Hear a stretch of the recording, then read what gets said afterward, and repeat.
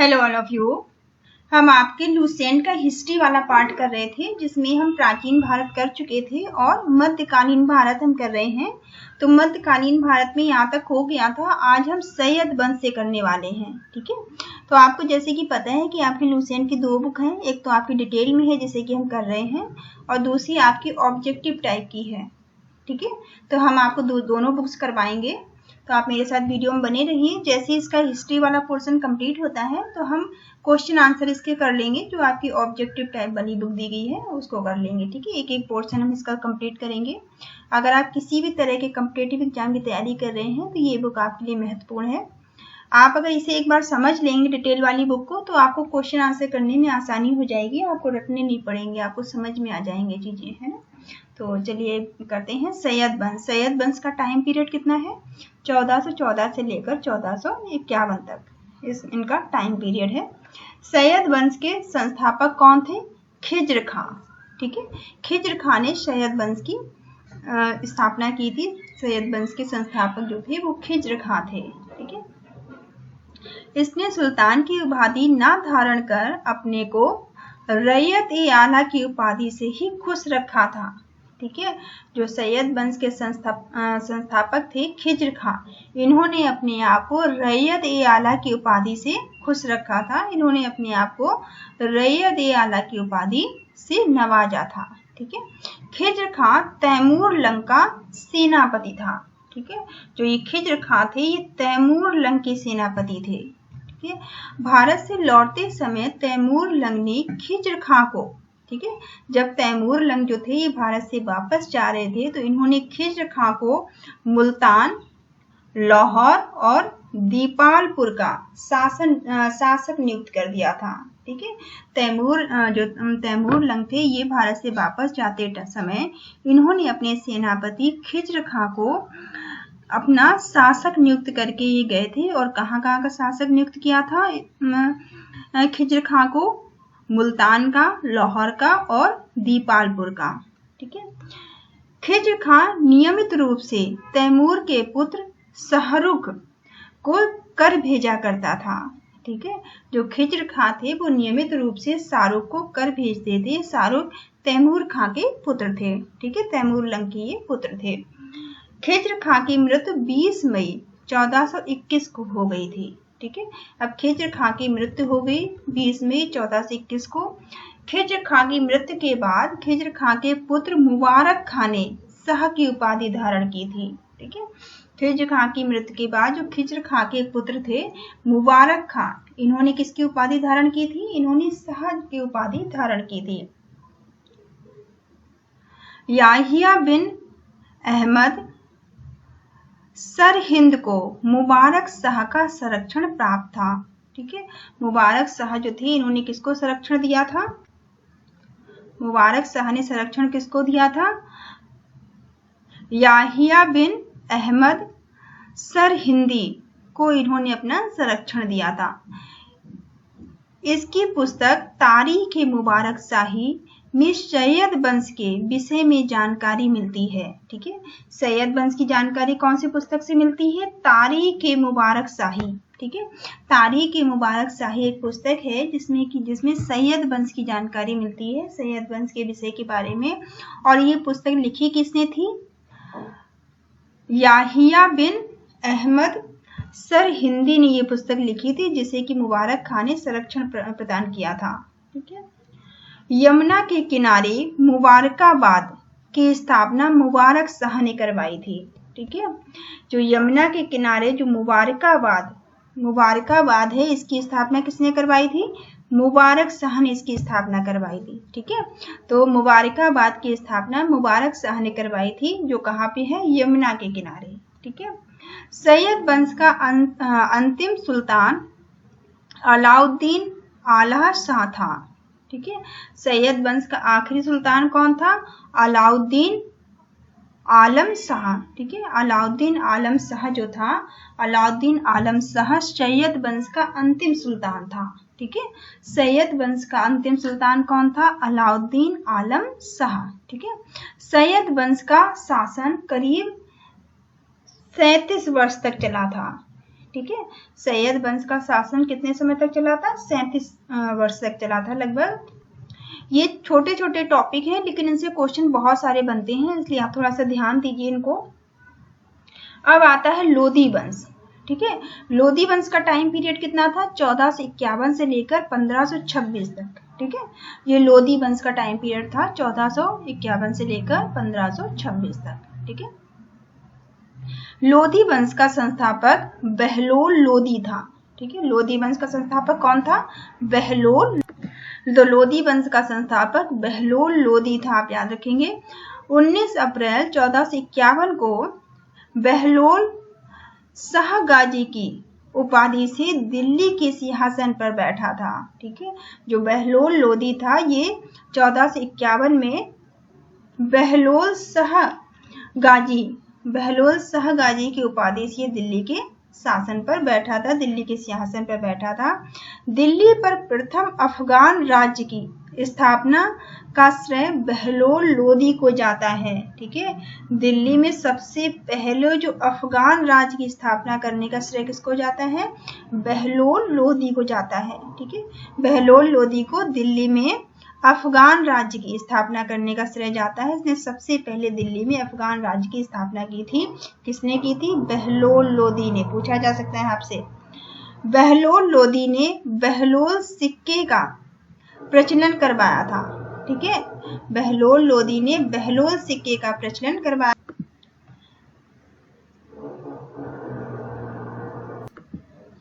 वह अपने सरदारों को मकसद-ए-अली कहकर पुकारता था, ठीक है। जो बहलोल लोधी था वो अपने शासकों को, अपने सरदारों को क्या कहकर पुकारता था? मकसद-ए-अली, ठीक है। मकसद-ए-अली कहकर वो अपने सरदारों को बुलाता था, पुकारता था। वह अपने सरदारों के खड़े रहने पर स्वयं भी खड़ा रहता था, ठीक है। कौन ऐसा राजा था जो कि अपने सरदारों के खड़ा रहने पर स्वयं भी खड़ा रहता था? बहलोल लोधी, ठीक है। बहलोल लोधी ऐसा शासक था जो कि अगर उसके सरदार खड़े रहते थे तो वो भी खड़ा रहता था, ठीक है। बहलोल लोधी का पुत्र निजाम खां, ठीक है। बहलोल लोधी का जो पुत्र हुआ वो कौन था? निजाम खां। निजाम खां 17 जुलाई 1489 ईस्वी में सुल्तान सिकंदर शाह की उपाधि से दिल्ली के सिंहासन पर बैठा था, ठीक है। बहलोल लोधी का जो पुत्र था निजाम खां, ये दिल्ली के सिंहासन पर किस उपाधि के साथ बैठा था? सुल्तान सिकंदर शाह की उपाधि से, ठीक है। और कब बैठा था ये? 17 जुलाई 1489 को बैठा था, ठीक है। 1504 में सिकंदर लोधी ने आगरा शहर की स्थापना करवाई थी। देखिए इंपॉर्टेंट है कि 1504 में सिकंदर लोधी ने, ठीक है, सिकंदर लोधी ने आगरा शहर की स्थापना करवाई थी। आगरा शहर की स्थापना किसने करवाई थी? सिकंदर लोधी ने। कब करवाई थी? 1504 में, ठीक है। भूमि के लिए मापन के प्रमाणिक पैमाना गजे सिकंदरी का प्रचलन भी सिकंदर लोधी ने किया था, ठीक है। सिकंदर लोधी ने गजे सिकंदरी का भी प्रचलन किया था। किस लिए किया था? ये पैमाना था भूमि को नापने का, ठीक है। भूमि को नापने का एक पैमाना था गजे सिकंदरी, जिसका प्रचलन किसने करवाया था? सिकंदर लोधी ने करवाया था, ठीक है।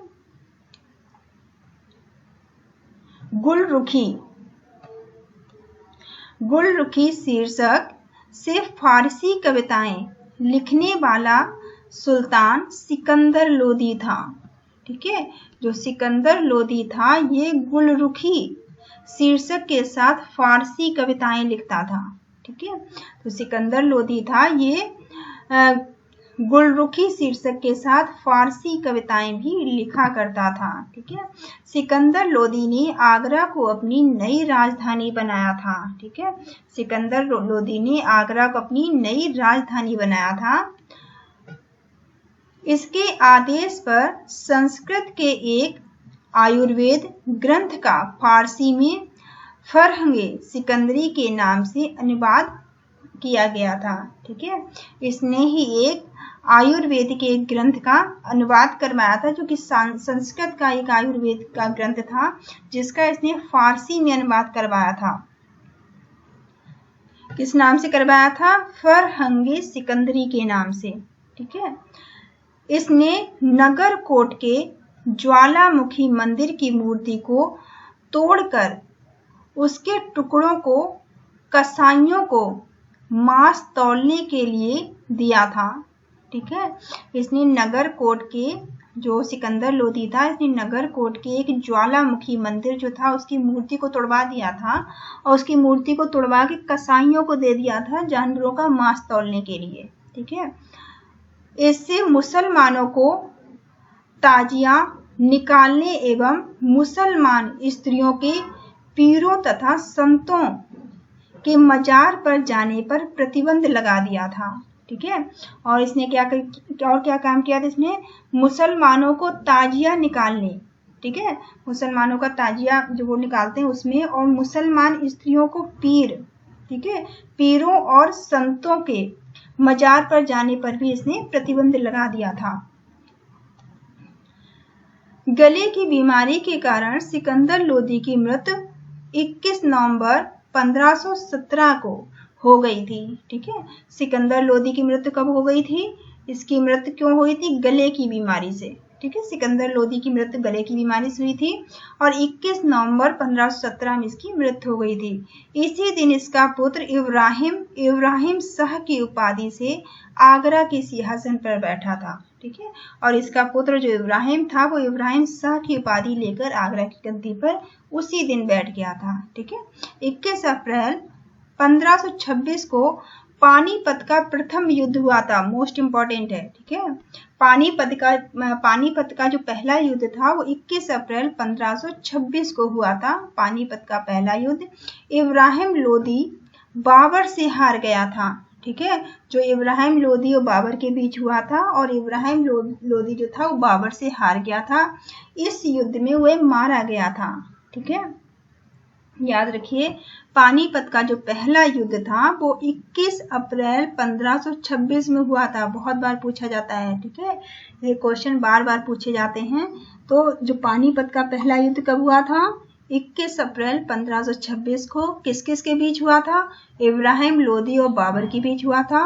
कौन जीता था? बाबर जीत गया था। इब्राहिम लोदी इस युद्ध में मारा गया था। ठीक है, बाबर को भारत पर आक्रमण के लिए निमंत्रण पंजाब के शासक दौलत खान लोदी एवं इब्राहिम लोदी के चाचा आलम खान ने दिया था। देखिए, आप ध्यान दीजिए, बाबर को जो है भारत पर आक्रमण करने के लिए बुलाया था। किसने बुलाया था? पंजाब के एक शासक थे दौलत खान लोदी, और इब्राहिम लोदी के ही चाचा ने, इब्राहिम लोदी के चाचा थे आलम खान। ठीक है, इन्होंने बाबर को भारत बुलाया था आक्रमण करने के लिए। ठीक है, बाबर को भारत पर आक्रमण के लिए निमंत्रण दिया था। किस किसने दिया था? पंजाब के एक शासक थे दौलत खान लोदी, और इब्राहिम लोदी जो मारा गया था इसी के चाचा आलम खान ने उसे बुलाया था। ठीक है, मोठ की मस्जिद का निर्माण सिकंदर लोदी ने वजीर द्वारा करवाया था। ठीक है, मोठ की मस्जिद का निर्माण किसने करवाया था? सिकंदर लोदी ने। किसके द्वारा करवाया था? वजीर के द्वारा। ठीक है, वजीर के द्वारा करवाया था ये निर्माण। किसने करवाया था? किसके द्वारा करवाया था? याद रखिए कि मोठ की मस्जिद का जो निर्माण है वो सिकंदर लोदी ने करवाया था। ठीक है, एक अपने वजीर से करवाया था इसने।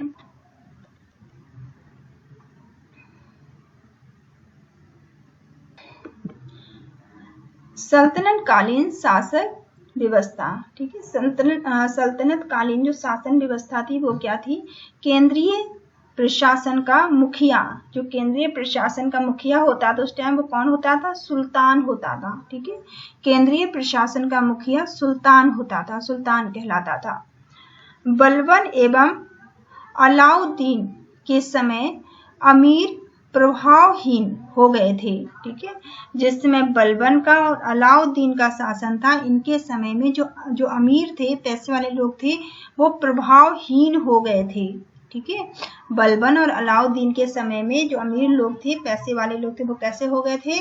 वो प्रभावहीन हो गए थे, उनका कोई प्रभाव नहीं रह गया था। ठीक है। अमीरों का महत्व चरमोत्कर्ष पर था। ठीक है। जो अमीरों का महत्व सबसे ज्यादा किसके समय में था? लोधी वंश के शासन के काल में था। सबसे ज्यादा अमीरों का अमीर सबसे ज्यादा थे उस टाइम, अमीर जो थे ये लोधी वंश में इनका सबसे ज्यादा महत्व था अमीरों का। ठीक है। इनका महत्व चरमोत्कर्ष पे था। किसके समय में था? लोधी वंश के समय में। ठीक है। सल्तनत काल में मंत्री परिषद को मस्जिद ए खलवत कहा जाता था। ठीक है। सल्तनत काल में जो मंत्री परिषद होती थी उसे क्या कहते थे? उसे क्या कहा जाता था? मंत्री परिषद को मजलिस ए खलवत कहा जाता था। ठीक है। मजलिस ए खलवत मंत्री परिषद को कहा जाता था सल्तनत काल में। ठीक है। मजलिस ए खास में मजलिस ए खलवत की बैठक होती थी। ठीक है। मजलिस ए खास जो जगह थी वहां पे मजलिस ए खलवत की बैठक हुआ करती थी। बार ए खास, इसमें सुल्तान सभी दरबारियों, खानों, अमीरों, मालिकों और अन्य रईसों को बुलाता था। ठीक है। बार एक खास के अंदर जो सुल्तान होता था वो सभी को बुलाता था, दरबारियों को, खानों को, अमीरों को, मालिकों और दूसरे जो रईस होते थे, पैसे वाले होते थे, उन सबको ही बुलाया करता था। ठीक है। बार ए आजम के अंदर क्या होता था? बार ए आजम के अंदर सुल्तान राजकीय कार्यों का अधिकांश भाग पूरा करता था। ठीक है। जो सुल्तान होता था वो अपने राजसीय कार्य का ज्यादातर भाग काम कहाँ करता था? ज्यादातर भाग पूरा करता था राजसीय कार्यों का, राजसीय काम जो होते थे वो करता था बाल आजम के अंदर। ठीक है। मंत्री एवं उससे संबंधित विभाग। अब मंत्री और उससे संबंधित विभाग क्या क्या हुआ करते इस टाइम? वजीर का मतलब होता था प्रधानमंत्री। ठीक है। वजीर हुआ करता है जिसका मतलब प्रधानमंत्री है। राजस्व विभाग, वजीर के हाथ में राजस्व विभाग का मुखिया होता था वजीर। ठीक है। वजीर जो था वो राजस्व विभाग का मुखिया होता था। मुसारिफ ए मुमालिक। ठीक है। मुसारिफ ए मुमालिक ये क्या होता था? महालेखाकार हुआ करता था, जो प्रांतों एवं अन्य विभागों के द्वारा आय एवं व्यय का लेखा जोखा रखता था। ठीक है। आय और व्यय का लेखा जोखा कौन रखता था? मुसारिफ ए मुमालिक जिसको कहा जाता था, जो लेखाकार होता था। मजमुआ दर। ठीक है। मजमुआ दर उधार दिए गए धन का हिसाब रखता था। ठीक है। मजमुआ दर जो था वो उधार लिए गए धन का हिसाब रखता था।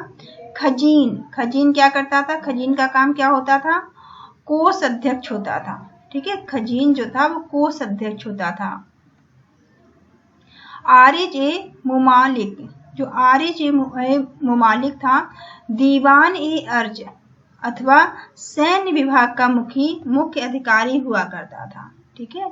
आरिज ए मुमालिक जो था, आरिज ए मुमालिक दीवान ए अर्ज अथवा अन्य विभाग का ये मुखिया हुआ करता था। ठीक है। मुख्य अधिकारी हुआ करता था।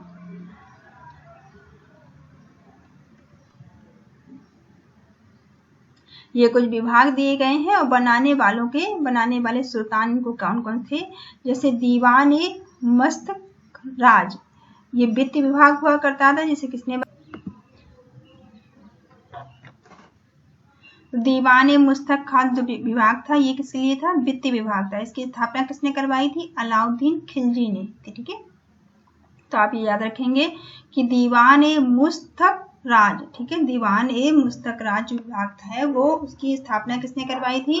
अलाउद्दीन खिलजी ने से बनवाया था। दीवान ए कोही, अब दीवान ए कोही जो विभाग था ये कृषि विभाग है, इसकी स्थापना किसने करवाई थी? मोहम्मद बिन तुगलक ने करवाया था। ठीक है। दीवान ए कोही विभाग किसने बनवाया था? मोहम्मद बिन तुगलक ने। दीवान ए अर्ज, दीवान-ए-अर्ज एक सैन्य विभाग था जिसे बलबन ने बनवाया था। ठीक है, दीवान-ए-अर्ज किसने बनवाया था? बलबन ने। दीवान-ए-बंदगान किसने बनवाया था? फिरोज शाह तुगलक। ये देखो तीनों फिरोज शाह तुगलक के बनवाए हुए हैं। दीवान-ए-बगदाद, दीवान-ए-खैरात, दीवान-ए-इस्तिहाक। ठीक है, दीवान-ए-इस्तिहाक, दीवान-ए-खैरात, दीवान-ए-बंदगान, ये तीनों विभाग फिरोज शाह तुगलक के बनवाए हुए हैं। ठीक है, इनको आप याद रखेंगे कि ये तीनों विभाग किसके बनवाए हुए हैं? फिरोज शाह तुगलक के। ठीक है, दीवान-ए-बंदगान, दीवान-ए-खैरात और दीवान-ए-इस्तिहाक, ये फिरोज शाह तुगलक ने बनवाए हैं। बाकी ऊपर वाले जो हैं दीवान-ए-अर्ज बलबन का बनवाया हुआ है, दीवान-ए-कोही मोहम्मद बिन तुगलक का, और मुस्तखराज जो है ये किसने बनवाया था? अलाउद्दीन खिलजी ने। वित्त विभाग है ये। ठीक है, सद्र उल सुदूर जो विभाग है धर्म विभाग एवं दान विभाग हुआ करता था। ठीक है, धर्म विभाग और दान विभाग का जो मुखिया था उसे क्या कहते थे? सद्र उल सुदूर कहा जाता था। सद्र उल सुदूर से कहा जाता था। काजी उल कजात। ठीक है, काजी उल कजात किसको कहते थे? सुल्तान के बाद न्याय का सर्वोच्च अधिकारी होता था। ठीक है, जो न्याय सुल्तान के बाद जो न्याय का सबसे बड़ा अधिकारी होता था उसे कहा जाता था काजी उल कजात, उसे कहा जाता था। वरीद-ए-मुमालिक। ठीक है, वरीद-ए-मुमालिक जो था वो गुप्तचर विभाग का मुख्य अधिकारी हुआ करता था। ठीक है, गुप्तचर विभाग का मुख्य अधिकारी कौन हुआ करता था? वारिद-ए-मुवालिक। ठीक है, वकील-ए-दर कौन होता था? वकील-ए-दर सुल्तान की व्यक्तिगत सेवाओं की देखभाल करता था। ठीक है, वकील-ए-दर जो था ये ऐसा अधिकारी था जो सुल्तान की व्यक्तिगत जो सेवाएं थी उनकी ये देखभाल किया करता था। दीवान-ए-खैरात एक दान विभाग था। ठीक है, दीवान-ए-खैरात कैसा विभाग था? ये दान विभाग था। दीवान-ए-बंदगान दास विभाग था। ठीक है, दीवान-ए-बंदगान कैसा विभाग था? दास विभाग था। और दीवान-ए-इस्तिहाक ये पेंशन विभाग था। और ये तीनों विभाग किसने बनवाए थे? ये फिरोज शाह तुगलक के द्वारा बनवाए गए थे। ठीक है, दिल्ली सल्तनत अनेक प्रांतों में बटा हुआ था जिसे इक्का या सूबा कहा जाता था। ठीक है, जो दिल्ली सल्तनत था वो कई सारे विभागों में बटा हुआ था जिसे इक्ता या फिर सूबा कहा जाता था।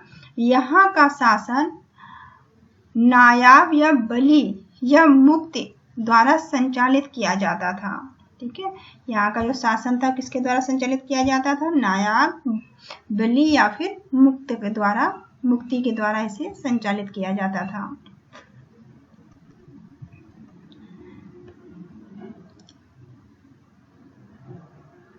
एकताओं को सिकों मतलब जिलों में विभाजित किया गया था। जो एकताओं थे, एकताओं किसमें विभाजित किया गया था? सिकों में। सिकों मतलब जिलों में बांटा गया था, जहां का मुख्य अधिकारी सिकदार होता था जो एक सैनिक अधिकारी होता था।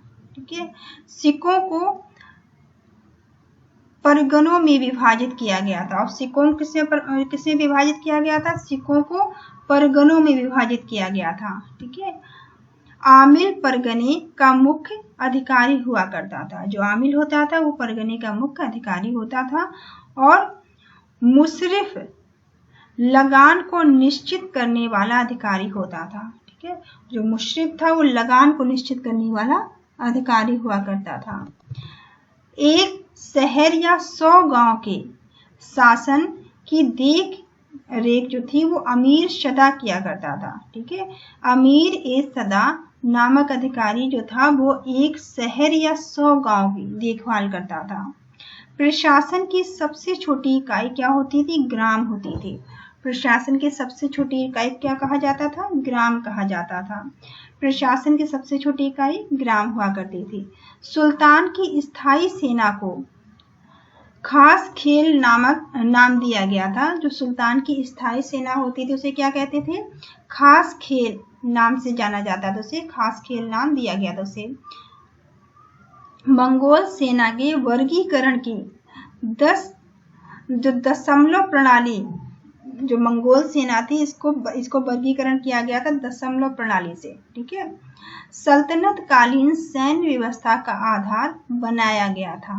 ठीक है, ये दशमलव प्रणाली जो थी इसी को सल्तनत कालीन सैन्य व्यवस्था का आधार बनाया गया था। यहाँ पे कुछ चीजें हैं, राजस्व कर व्यवस्था।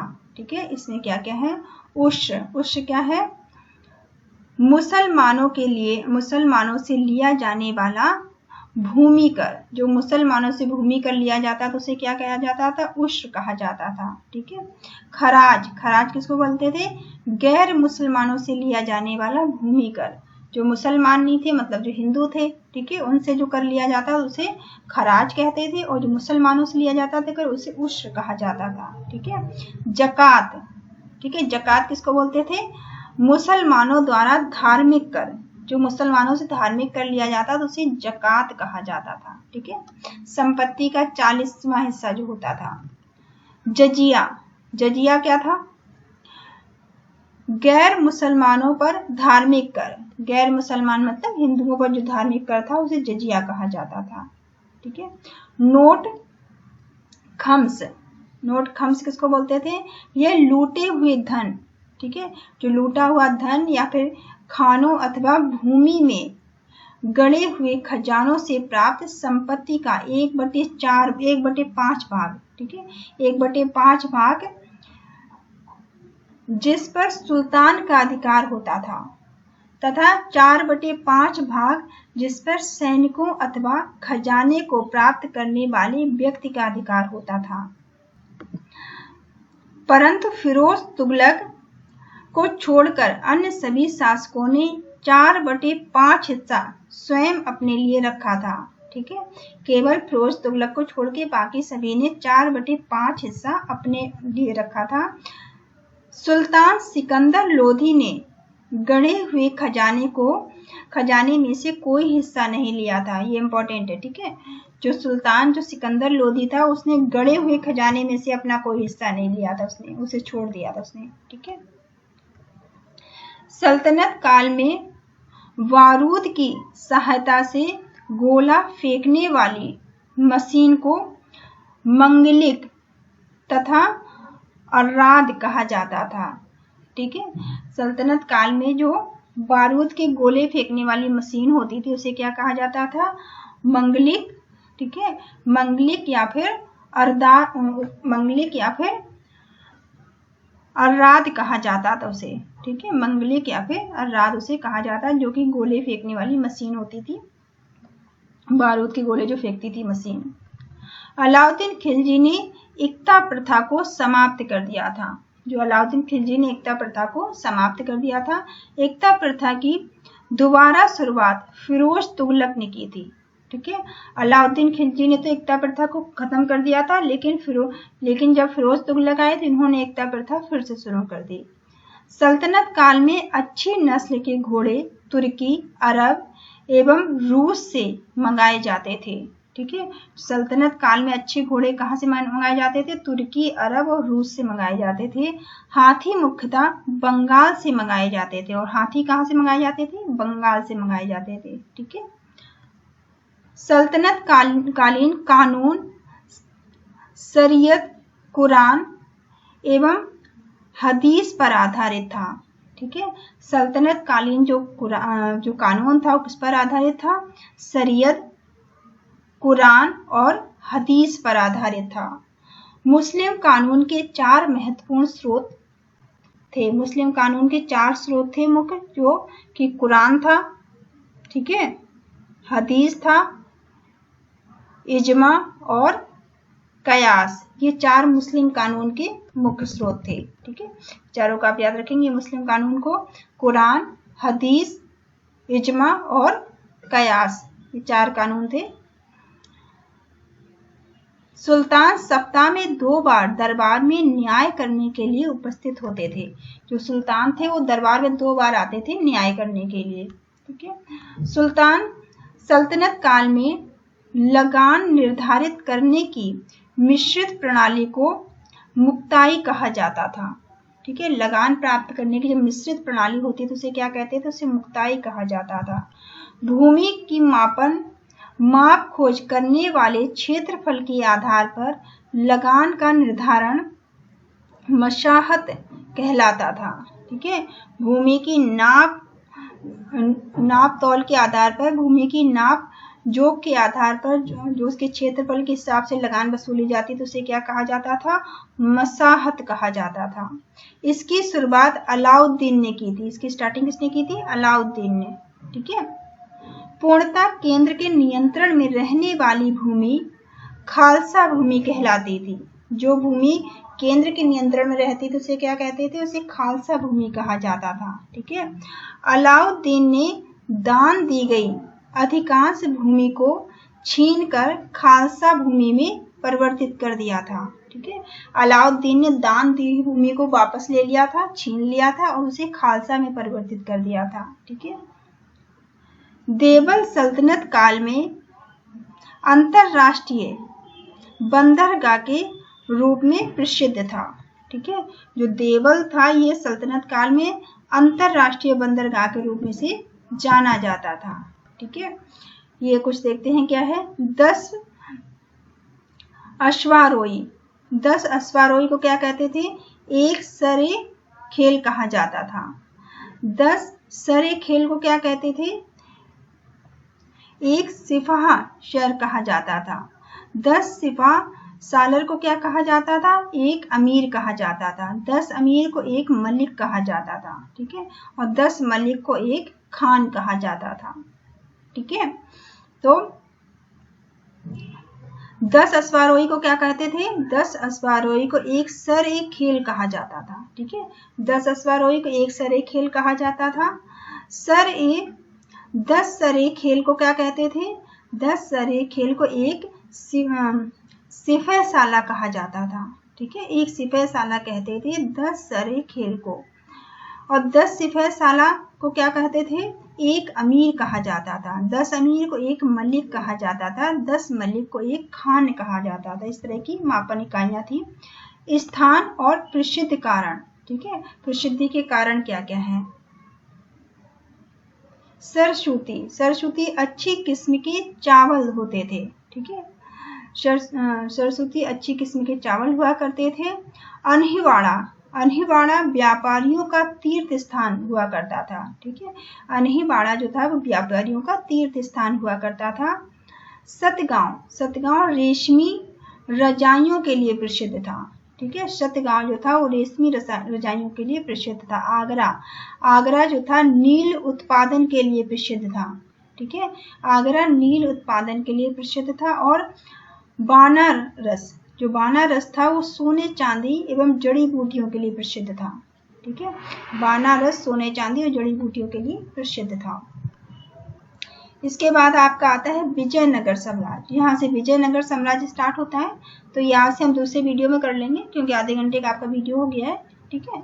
तो thank you all of you. Thank you for watching. आप मेरे चैनल को लाइक करिए, शेयर करिए, सब्सक्राइब करिए। Thank you all of you.